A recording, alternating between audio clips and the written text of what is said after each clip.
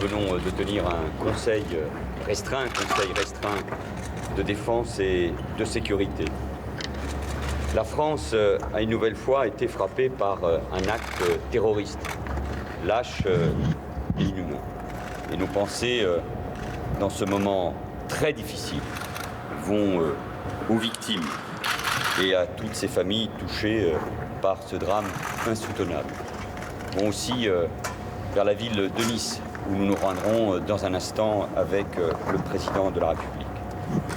Le terrorisme, et nous le disons depuis longtemps, est une menace qui pèse lourdement sur la France et qui pèsera encore longtemps.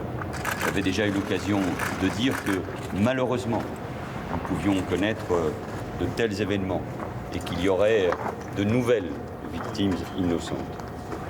Nous faisons face à une guerre que le terrorisme nous livre. Et le but des terroristes, c'est d'installer la peur et la panique.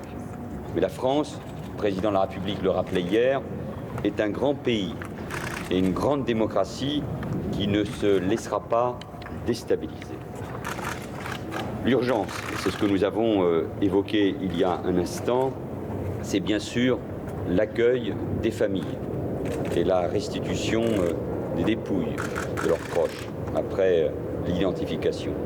L'ensemble des services de l'État sont mobilisés pour aider les familles et les accompagner dans ce moment particulièrement difficile, sur le plan médical, sur le plan psychologique. En complément de la gestion opérationnelle de l'événement, exécutée sous l'autorité du préfet des Alpes-Maritimes et en réaction immédiate à cet attentat, vous le savez, les mesures suivantes ont été décidées. La cellule interministérielle de crise a été activée. Le département des Alpes-Maritimes a été placé au niveau alerte attentat du plan Vigipirate. La section antiterroriste du parquet de Paris s'est saisie de l'enquête. Et je veux donc rappeler que l'ensemble des informations concernant l'enquête seront données par le procureur de la République. La cellule interministérielle d'aide aux victimes a été activée.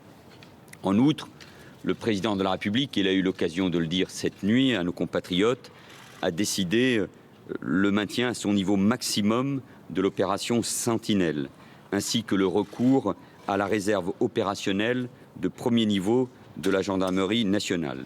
Les effectifs supplémentaires ainsi mobilisés permettront de maintenir dans la durée un niveau de vigilance et de protection élevé.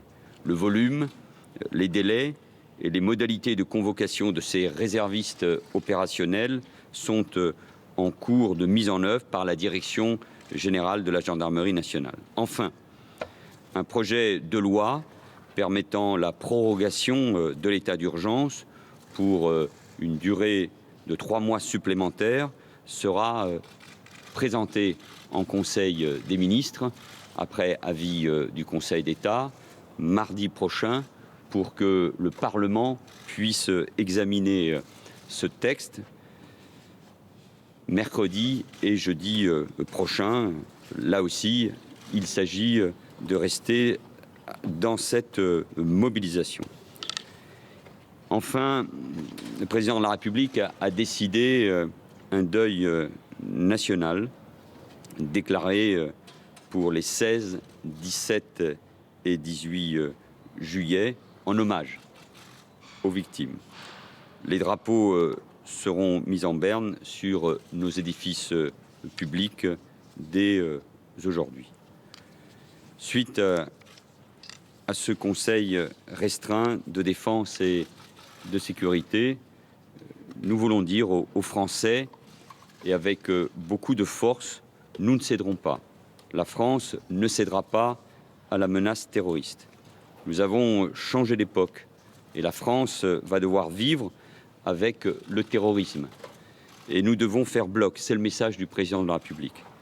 Être solidaire, faire preuve de sang-froid collectivement. La France a été frappée une nouvelle fois dans sa chair, un 14 juillet, jour de notre fête nationale, On a voulu atteindre l'unité de la nation française.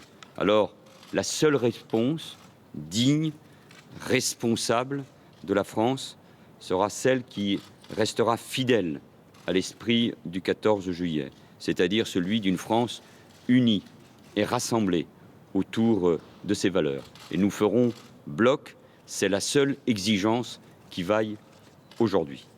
Mesdames et messieurs, nous aurons l'occasion, évidemment, tout au long de la journée, de donner un certain nombre d'éléments supplémentaires. Comme vous le savez, le ministre de l'Intérieur et la ministre de la Santé sont déjà sur place à Nice. À plus tard. Merci.